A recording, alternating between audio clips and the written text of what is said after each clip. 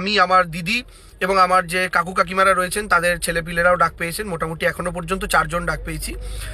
এবং আমি এইটুকু নিশ্চিতভাবে বলতে পারি যে আমাদের যারা কাকু কাকিমারা এবং আমার মা বাবা, তাদের প্রত্যেকেরই 2002-এর তালিকায় নাম ছিল এবং সেই সূত্রে আমাদেরও প্রজেনি ম্যাপিং, আমার মা বাবা, আমার দিদির, আমাদের প্রত্যেকের নামের বানান, বয়স, প্রত্যেকটা কোনো কার্ডের সাথে কোনো কার্ডে গড়মিল নেই। প্রত্যেকটা কার্ডে একই রকম রয়েছে।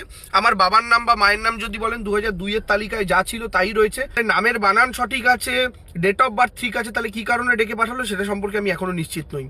ভারতীয় জনতা পার্টি আর্টিফিশিয়াল ইন্টেলিজেন্সের মাধ্যমে সোশ্যাল মিডিয়া অ্যাকাউন্ট ট্র্যাক করিয়ে, সোশ্যাল মিডিয়া অ্যাকাউন্টের বিহেভিয়ার ট্র্যাক করিয়ে খোঁজার চেষ্টা করছে কারা তৃণমূল সমর্থক।